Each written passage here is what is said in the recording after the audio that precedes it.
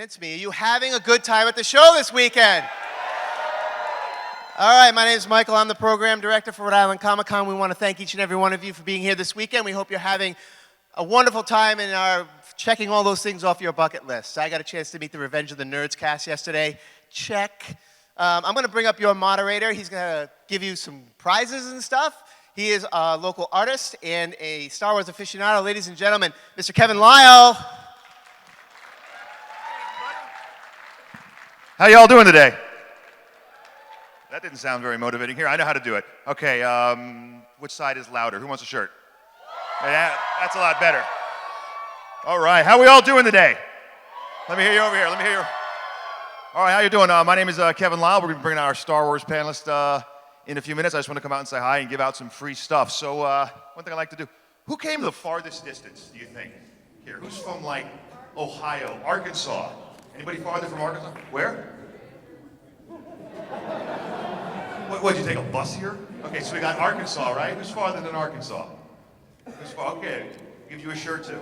You know what, I'll give you something better. I'll give you the Alec Guinness pint glass.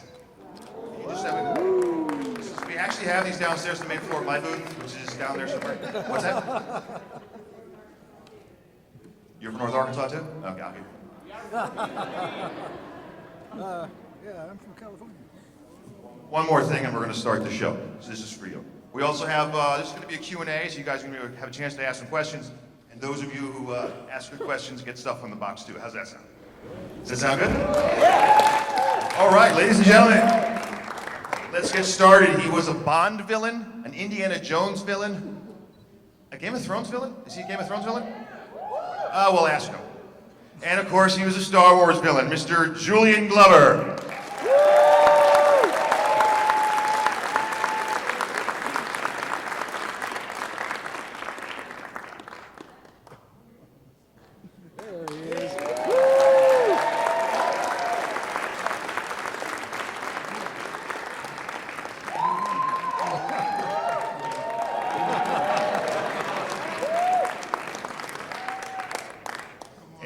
The only person on the planet that is starring in 2 Star Wars movies coming out in the next 6 months, Mr. Joonas Suotamo.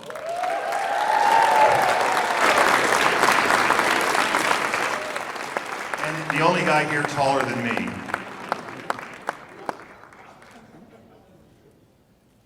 How you guys doing today? Isn't the man huge? He's so handsome too. Stop it. So how are you gentlemen doing today? Pretty good so far. I'm doing so great. It's lovely to see you all. There's more of you than I expected, but I guess it's thanks to this guy right here sitting next to me. So, No, he's the new Chewbacca, and so I don't know him. I only knew the old one, Peter Mayhew, who is still with us, by the way. But he, well, yeah, it's actually important to say that. He's not replacing a dead person. It's,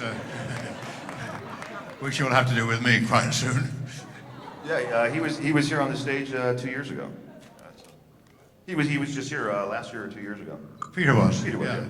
Nice man. Oh, he's a great guy. So I thought I'd start out with just, how'd you guys get into acting? So Julian, I'll ask you first. What got you starting in theater and movies and so forth? How long have you got? We have technically 45 minutes, but he might get How upset. did I start acting? Is that the Yeah, question? how'd you get into acting? Yeah. Well, I was at school, like all of us were, and I had no idea I was going to be an actor until I was about 15, when I went to a school in the south of London, which had been founded by one of Shakespeare's great actors, who was called, doesn't matter what he does, Edward Alleyn, his name was.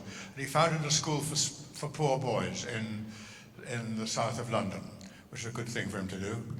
And I went to that school, which was an ordinary grammar school.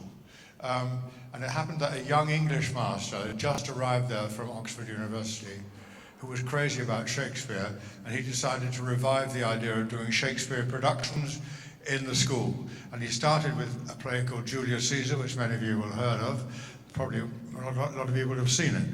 And me, because I was good at something called reading out loud, because my little brother needed to be read to every day, I got the part of Mark Antony, which is the most fantastic part. And really showy, and I couldn't believe it, and I didn't know what I was, well, I did know what I was doing, but it was so exciting. And the next term we did a Gilbert and Sullivan opera. Do you ever have those here? Those operettas. And I played the comic lead in one of them, who had a famous patter song. Very, you had to use your mouth a lot for it. And I came home after that, having probably for the only time in my life, knew what it was to hold an audience in the palm of my hand. And I said, I want to do this. And they, instead of, as in those days, it was disgraceful to be an actor, you didn't do that, rogue and vagabond, good God, no. So they fell on my neck with gratitude because I had a 15-year-old who knew what he wanted to do, which you'll admit is a problem these days. So many kids come out of school at 17, 18 with no idea what they want to do. Anyway, so that started me off. I went to the Royal Academy of Dramatic Art to study, and then I started off, and here I am, sitting in, where is it? Oh, Providence, yes. Providence, Rhode Island, in extremely comfortable chairs. These are great chairs. Yes, I think I might have a little doze while he answers the question. Okay, so yes? How did I get into suit acting? Is the question for me? Oh no, come on, you're still. No. I did some high school plays when I was in high school, and I played a reporter, and everybody laughed when I said something, and I loved that feeling. And when I went to college, I went to the acting program. I talked to the people there, and they said, "You're too tall to become an actor. There won't be any roles for you." Aha! There is one, and I got it.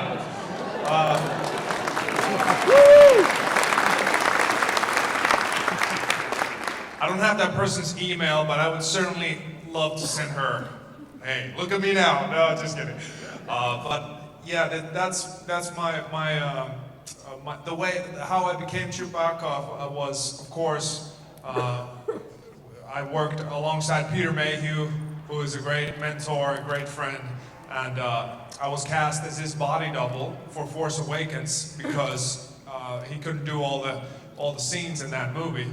And they found me through the Basketball Association of Finland, who because I played in a youth national team when I was a kid, and thankfully they called them and asked, "Do you have any 7-footers with blue eyes?"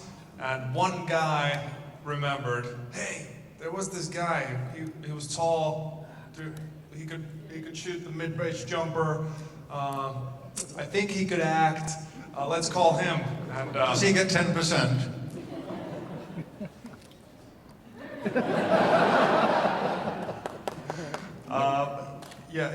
So not allowed to answer that. So they called me and they asked me, do I want to be in a big budget Hollywood film? And I said, yeah. And then we started sending tapes, and first it was a photo, a headshot, and then it was some film that I taped with my girlfriend in my old high school. I asked permission to use the gym and stripped down to my shorts and played a caveman and hoped to God nobody came in because it would have been awkward. Go on, do it now. At the time I was substitute teaching girls gymnastics, so that would have been inappropriate in every way. If, you know, I had a reputation to uphold, so I couldn't be mixed in with any of this. So basically, then it happened. It was a blessing, and I'm very glad to now have. I've shot 3 movies now. We shot The Last Jedi last year, and this year we finished the Solo film, which tells the story of the young Han Solo. And I can't wait for the next 6 months when these movies are going to come out. So great. I was saying as you came out, you're the only person in the world who's ever had starred in 2 Star Wars movies that are coming out in a 6-month period. That's pretty cool. It's amazing. Wow, I can't believe it either. Thank God Wookiees live up to 400 years, because it wouldn't be possible otherwise. For the record, Chewbacca's father, Ajtuk, is 500. Just let you know. Ajtuk, yeah. But I read from the internet that it was... Anyway, so Mr. Glover, I gotta ask you a little bit outside of Star Wars, but what was it like working on Indiana Jones as Donovan.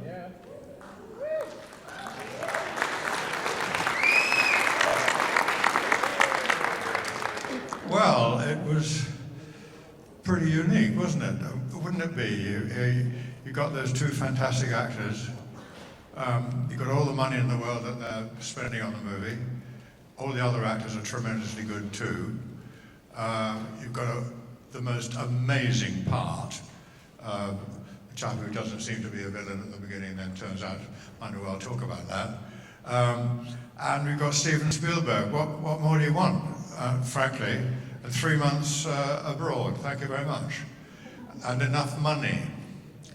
Well, that's important, you know, the money's going down now these days for ordinary people like us. The big stars, of course, get very big money and they deserve it. But anyway, that's another consideration. I tell you, when the people say I was such a villain in Indiana Jones, now you think about this, what I'm going to say. What would you do for the secret of eternal life? You don't have to answer me. The number of people you would betray and walk over and get rid of if they were in your way, if you had that secret ahead of you. And I'm not commending what Indiana Jones, what Walter Donovan did. I don't commend it at all as a rule of life. But just think about what you would do. So that might actually let him a bit off the hook in your morality area. I loved doing that film. I loved the bloke. And there's a nice little thing about my wife actually plays my wife in it. I don't know if you knew that. In my very first scene in the cocktail, when I'm having cocktails, and she comes through just very briefly. And she's in it because she's quite a well-known actress in England. Because she said, "Oh, I'd love to be in that. I want to meet Spielberg and Harrison." So I managed to wangle her getting into it, and so that was very nice. She's a very lovely young woman, so that was all right. And when the film finished, it was such a small part. It's not a very good credit for her. So she said, "I don't really want to be credited at all, really." So they solved the problem. But next time, if you ever see the film again, watch the billing when it comes up at the end. It comes out Walter Donovan, Julian Glover, Mrs. Donovan, Mrs. Glover. And that's her billing, which is rather terrific. And there's another little story about that I just done. I don't know how well you know the film, but there's a long sequence in the desert, the Spanish desert, and there's a tank and all that stuff, where I got to do the thing I'd always wanted to do all my life, which was to be like Rommel in the war, standing in a tank going. I got to do that. Anyway, at the end of that sequence, it was a very heavy day, but a very good day, a very productive day. Stephen came to me and said, "You know, Julian, your American accent is so good, you'll never stop working in American movies." I've never made one since. That'll do for that. Oh, that's hilarious. So, Joonas, you were talking earlier about playing basketball and stuff. I was wondering if being an athlete and working as a professional athletic person, how did that help prepare you for the role of Chewbacca, which is kind of a physical role, especially in The Force Awakens. He had some serious jumping and stuff like that.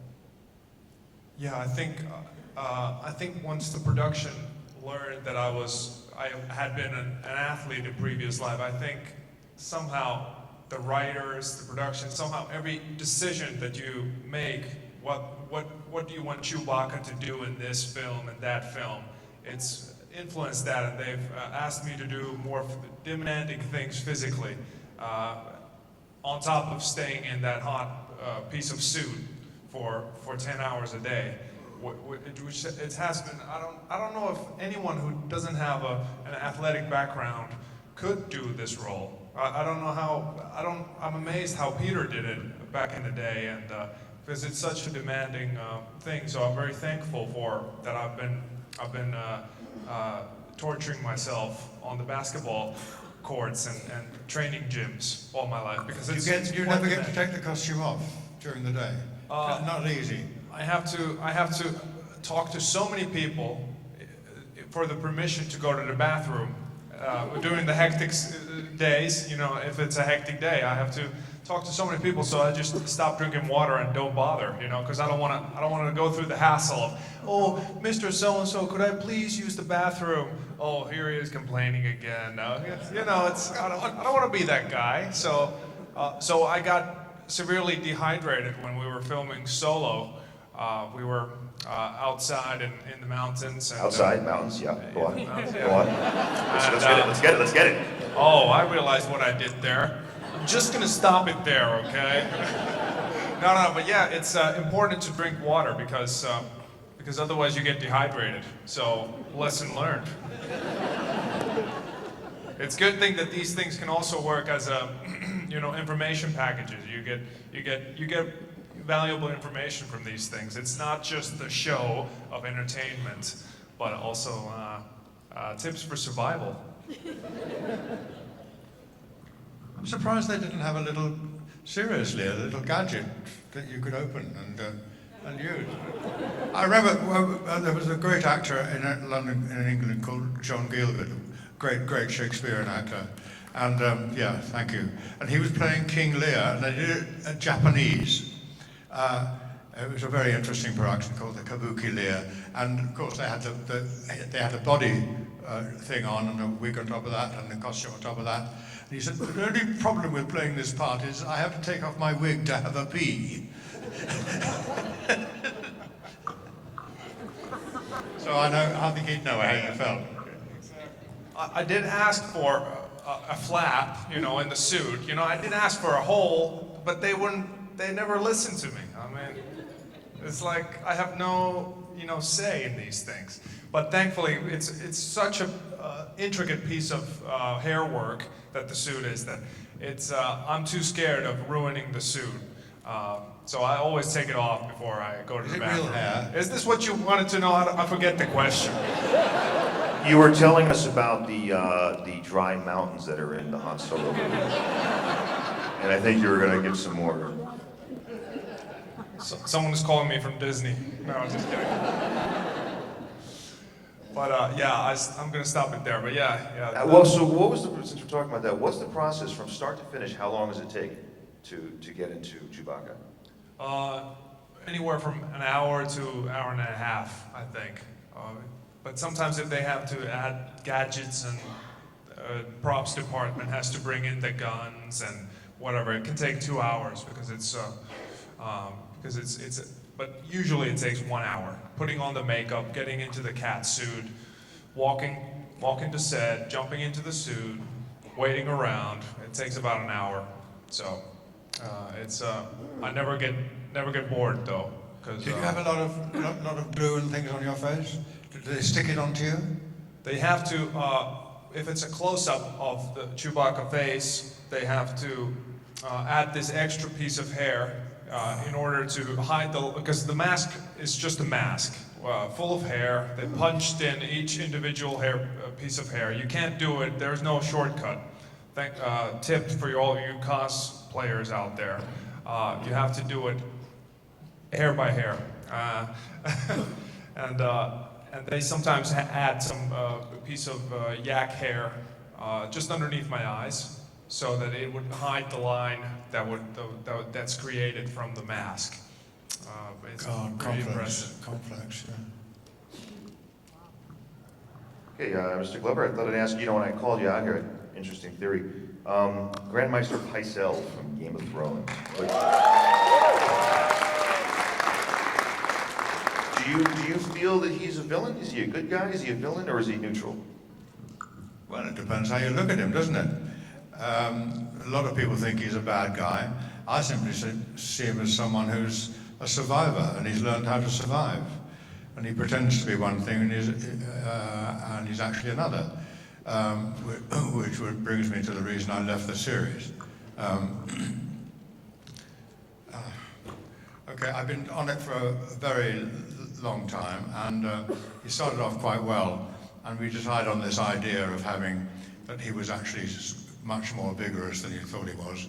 You may remember that scene when I'm with that beautiful girl, and she goes out, and I stand up to my full height and do my exercises and go out again like that, so we know he's pretending.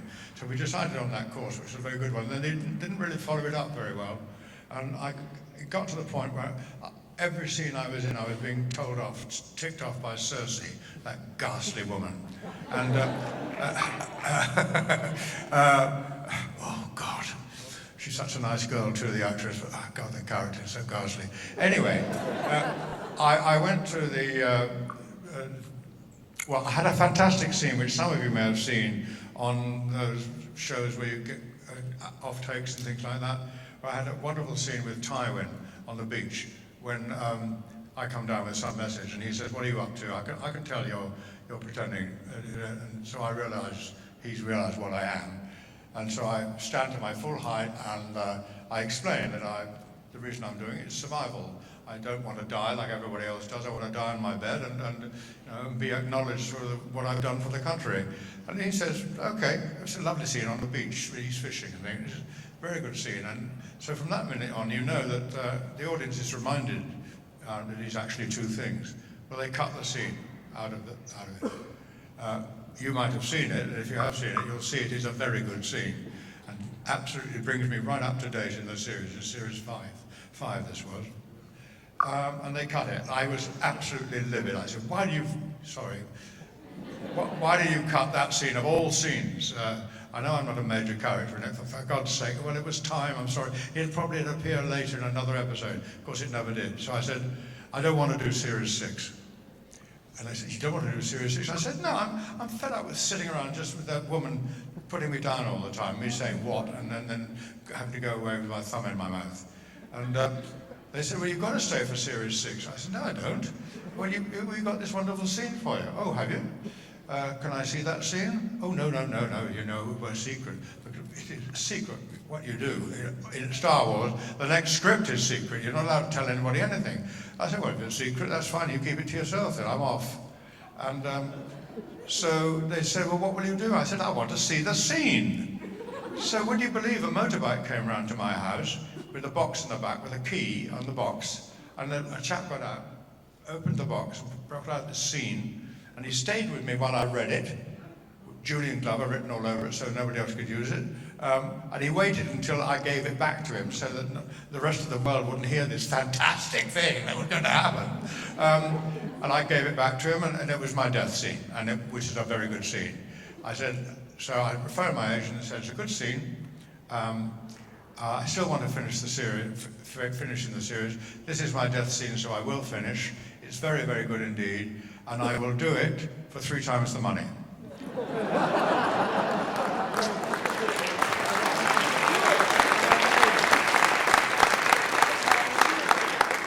10 minutes later, the phone rang and they agreed. Now, so it just shows if you don't want something, you'll usually get it. And I have to say in justification that you probably don't know this, but Game of Thrones, the brilliant series that it is, and I'm really thrilled to have been in it, and so is everybody. It is absolutely superb, unique, but the money was very bad for us underlings.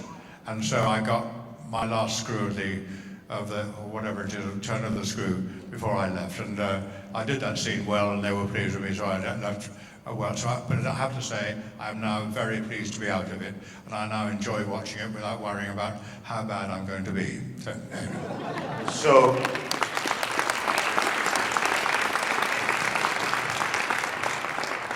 what you're saying is Grandmaster Pycelle's a villain. I'm glad somebody laughed at that. No, I know that was. You're absolutely right. That was the question. Well, I don't think he was. I think he was a survivor. He knew which side to back. He knew how to go through the. You notice he wasn't at all. No one was horrible to him while he was alive. It was another of Cersei's ghastly plots to get rid of everyone. I mean, he got rid of everybody in that episode, if you remember. That house blew up. At least I wasn't in the house that blew up. I didn't get that. I got a proper dramatic death, which was excellent.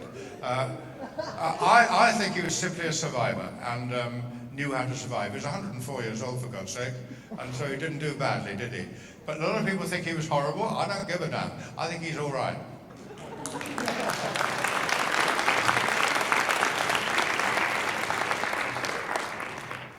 So Joonas, if you could be any other Star Wars character, other than Chewbacca, regardless of height, race, age, whatever, who do you think you'd like to be? I'd love to be an X-wing pilot. Just the general, yeah, just very, very. How do you say?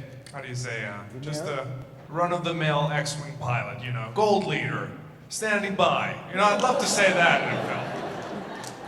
Because they're casting like all these people, like the first AD and all these crew members. Why can't they cast me to be an X-wing pilot? You know? No, I'm not really. I don't want to ruin the film because You need to there's be that. that No, extra. they did the same thing with like Anthony Daniels. They had him, you know, he was C-3PO. They had him play in, other characters. You couldn't tell C-3PO because he's, you know. Very true, very true. I'll take this up to the management. You know, I was talking to Spencer Wilding, who plays Darth Vader in Rogue One, and I asked him a similar question, and that question blended into another question was, if Darth Vader could fight anybody, who would you want him to fight? I'd like to kill Chewbacca. He said that. And I wanted to get your rebuttal on that. It's on. I'm gonna leave his arms alone and tear off his helmet, and then try to take his head off. I'm gonna First the write helmet, this down. you know.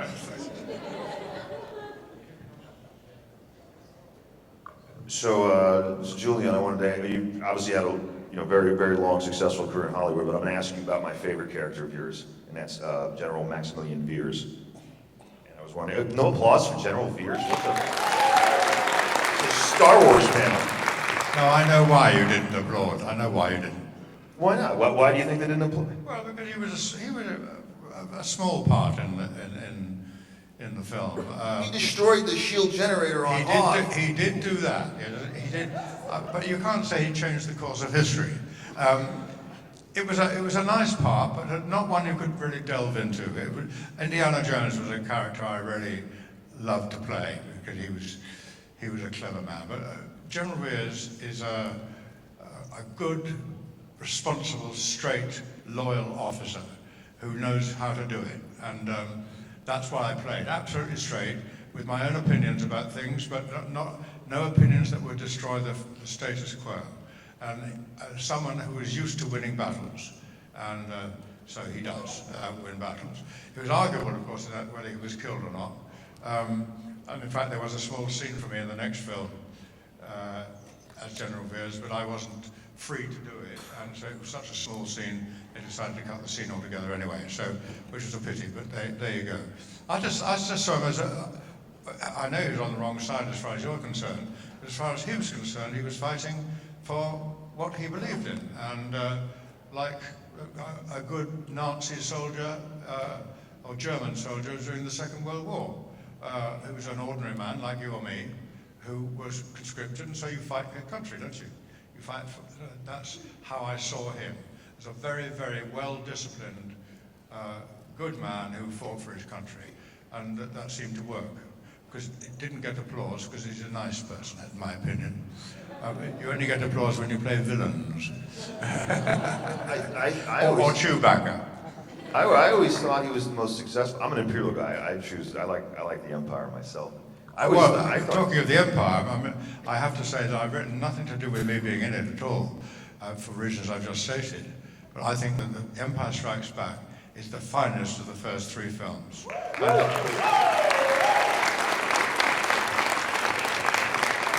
In that film, all the elements which have been sown and began to be explored in the first film were properly explored in Empire Strikes Back.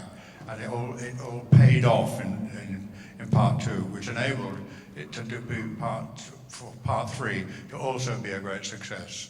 And I was, for that reason alone, I was very proud. I still am very proud to have been in that particular film.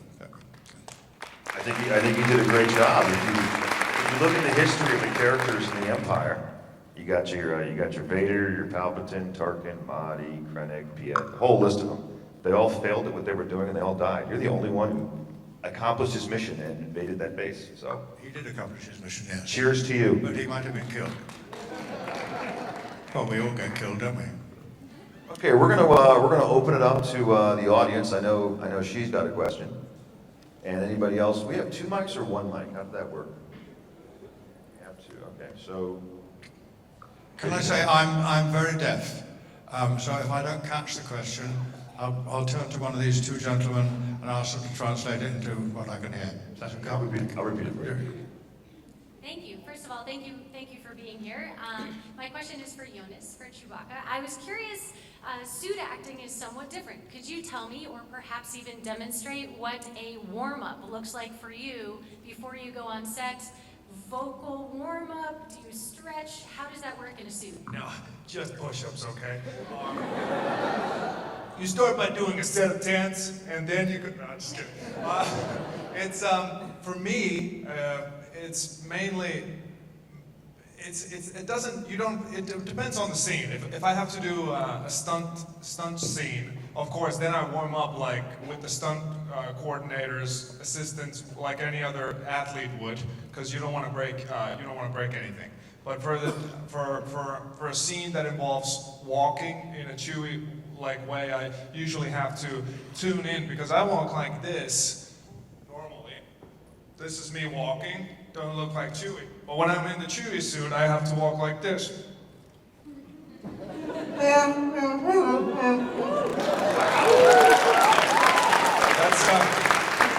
That's a very different guy. But you can guess which one of those guys is more likable and gets more hugs from girls. So that's why I do what I do. My fiance wouldn't like that. By the way, we're expecting a child in February.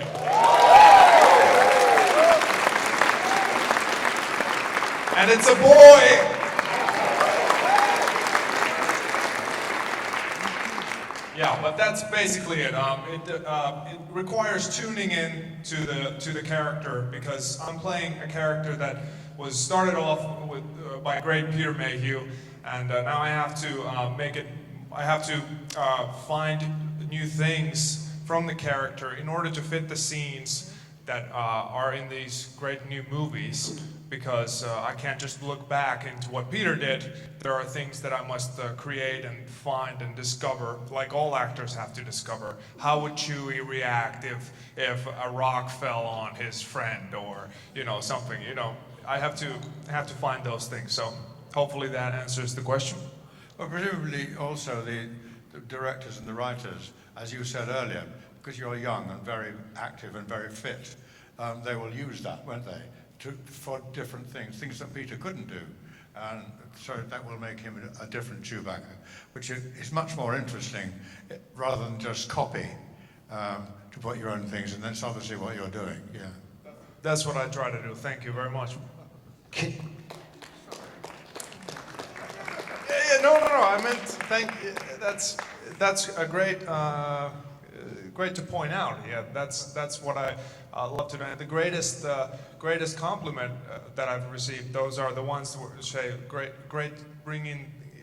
job bringing in your version of Chewie, because I can never be, the exact same thing. And I look with great scrutiny always. I go to the monitors when we shoot and look how well did I do. And sometimes I'm aiming to be exactly like Peter was in the original trilogies, but sometimes I have to be something else because it won't fit the shot. It won't.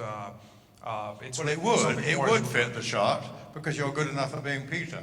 It would fit it, but you're one better because you're young and you're active, you're virile and strong and well, as we can see.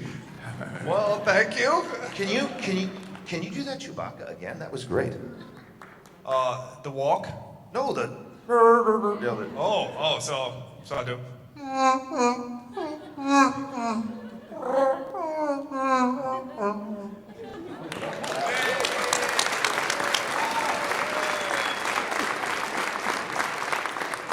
That was great, man. I was quite impressed. So we got a question over here, do we, somewhere? All right, since the moderator already stole my question of asking for more Chewbacca sounds, my backup question, of all the alien races in Star Wars, which is your favorite? My favorite? Anyone. do you want to start? Which one is your favorite alien race in the Star Wars films? I have no views. Let's see. There was something in The Force Awakens that I loved. I loved the little guys that had their, like, they looked like mosquitoes in The Force Awakens. I thought they were great. They had like long things, long spikes in their head. They look great.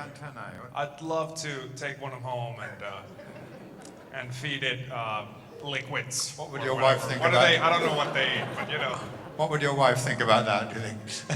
She would With say the what baby she you always in. says. He's going crazy. Thank you. All right, good question. And if you care, I like Ithorians. Ithorians are my favorite. All right, there you go. Next question. You guys kind of touched on it earlier. What do you think the major difference is between the old and the new in production? And how you direct it? Can you say that again? Oh, sorry. Can you guys describe the difference between how you played yours and how you played yours in the projection setting? Like, How did you yes, play your the character in a roles. projection setting? Do you mean like with the CGI and so forth? Production, yeah. CGI, okay. Do you want me to answer that question? Yeah. Yeah. I had one CGI scene when I was fighting the Battle Path, and you remember, I then was put into a sort of mock-up of the cabin with a few little controls in front of me on the top of a great gantry, and behind me was a blue screen. And I did that whole sequence, and I had no idea what I was driving until I saw the film. Absolutely true. But I have a little yarn about that. Sitting up there speaking this rubbish, which of course they do speak rubbish in Star Wars films. You may have noticed. Not true. No. We call it gobbledygook. It's sort of futuristic talk. And I was very good at it. And I learnt it all except for one phrase, which I simply couldn't remember. And it was at the end of a speech, and I went 16 takes on it. It was unbelievable. I mean, it was so stupid. Anyway, and I'm going to tell you what the line was, and you'll understand why I found it so difficult to remember. Ready? Prepare to target the main generator.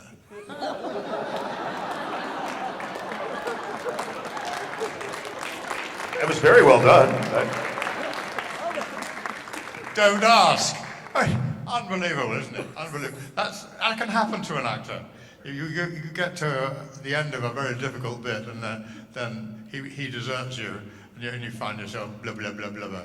Thank God that the director was very very tolerant, because I never did it in any other part of the film. It's crazy. So in the newer films, how much CGI are you doing? Thankfully, none, because my After Effects skills are not yet that good that I could do any compositing work. But the question you want to ask is how many scenes that involved CGI were? Is that to me? I've been lucky because I always judge. I can only say if there's blue screen in the scene or not. You know, that's the thing I can say. And in these new films, they rarely use the blue screen thing, but that's when we're outside, it's a lot of it, because you have to recreate the background and everything, and there's so much available real physical set pieces and walls and grass, and the greens department brings in sand and grass and all kinds of plants, and it's so real that when you're on set, you're stepping into these worlds, and it's really easy to get. But sometimes they do tell you, hey, can you follow this tennis ball with your eyes? And those are the difficult ones, because I'm like, oh, where is that tennis ball? But thank you. Yeah, hopefully that answers your question. I went up for a. Oh, hello. We have a question for you. Yeah, sure. I was went up for a commercial audition, and I went into this dark basement at the bottom of a building in Soho, London, and there was a girl with a camera very bored, and a man who was supposed to be the director very bored. And he said, the thing about this, you're following an aeroplane before you say your line. So,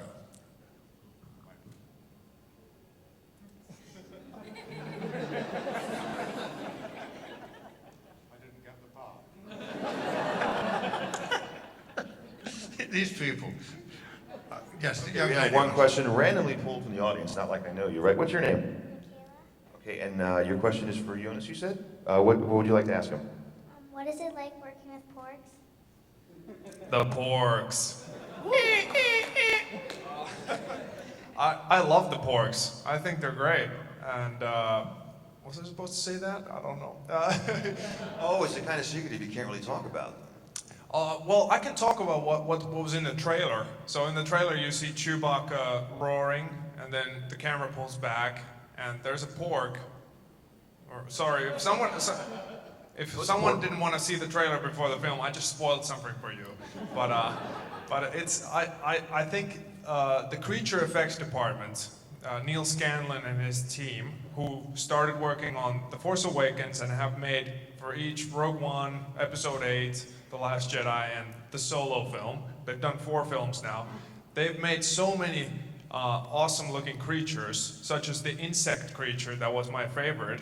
But I forgot about the porgs. So, because the porgs are now I might say the porgs are one of my favorite creatures that the creature department has made. They're fully real. I haven't seen any, I don't think there's going to be any CG porgs in the film. Everything you see them do in the film is the result of 5 guys with rods hiding underneath tables, flying flapping wings and doing all kinds of opening their mouths and shutting the eyelids like real animals would behave, and it's so great. And but the question was, how are the porgs? So I just think they made them too cute, because it's out of people might go, I don't like Chewie anymore. The porgs are too cute, but hopefully not. So just going back a little second, you're saying that the porg in that trailer, and I'm sorry if you're being spoiled, but yeah, I don't care. But so the porg you see there, that's not CGI, that's an actual puppet in front of you. Real. Wow. As well as Chewie. I know there's people in the internet saying that that's a CG Chewbacca. Well, if that's a CG Chewbacca, then I'm not here. All right, good. Here you go. And I am here, so thank you. Okay, so what side were we at last? Okay. Yes, sir. We got a couple more minutes. I have a question for Joseph. How does it feel to fill the literally massive shoes of Peter Mayhew and to become one of the most beloved characters in all of film history?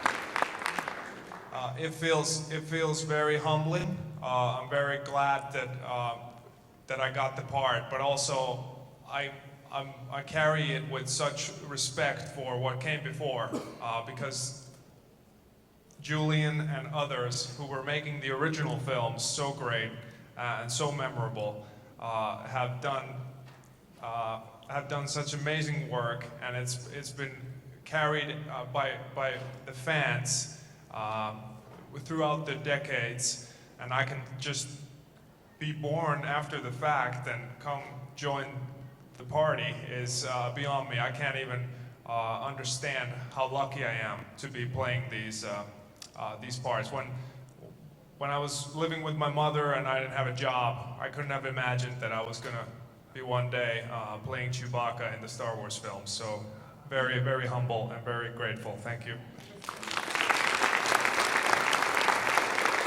Okay, you, sir. Yes, hello. Oh, sorry, just want to make sure it can be heard. Joonas, is that how you say? Sorry. Just really quickly, it was the Italian Dolomite Mountains, I think it was? No comment. I didn't think so. Julian, I don't know how many people here know this, but Julian Glover has been working, I think, 50, 60 years now, I believe. He's asking, you've worked 50, 60 years. And I don't know how many people remember this. He has worked with two doctors on Doctor Who. If anyone has ever seen Doctor Who here.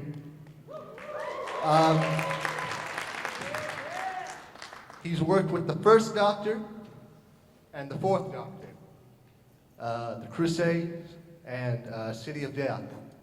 And he did a marvelous job in both of them. And I just wanted to ask, in your long career in television, what's the biggest change been since, I want to say 1960s? Biggest change in what? Oh, just in how they make... How to make films? Well, I think they shot it on video, like back in 1965, right? Like in a studio, and as opposed to... Yeah, but what is your question, my dear fellow? What's the biggest challenge been over your 60-year career in keeping up with all In the that? span of your whole career, what's been the biggest challenge in television or film to you? What's been the biggest? Well, it as an isn't in actor. cinema or television, it's in the theatre. Because I'm mainly a theatre actor. And I've just been so lucky, I talk about lucky, to have been in these, I've made been in about 70 films. And I'm really lucky to have fitted that all in, because like for instance, I did 16 years solid with the Royal Shakespeare Company at Stratford-on-Avon. And some of those roles are, King Lear I played in the year 2001, and that's a real tough nut. And another one was Coriolanus, which is another really difficult part, because he's a non-sympathetic hero. Shakespeare was that good, he made you care about somebody who was absolutely horrible. It's the theatre which has presented the real challenges. But in a film, as long as you keep your head, you can pretty well do anything, because you can always go back and do it again. On the stage, you can't. You blow it on the stage and you've blown it. And so that's why every performance is different, slightly different, and why it's wonderful playing to live audiences whose reactions you depend on.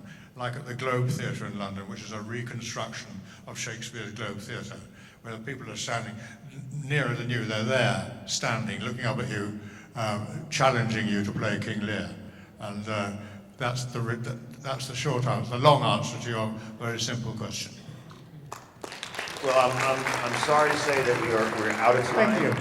So we're going to have to kind of close it down. Gentlemen, I want to thank both of you for coming. This was really fun. And I had a feeling it was going to be, and I was right. Thank you. Thank you very much for coming. Both these guys will be downstairs the remainder of the weekend. Thank you very much for coming.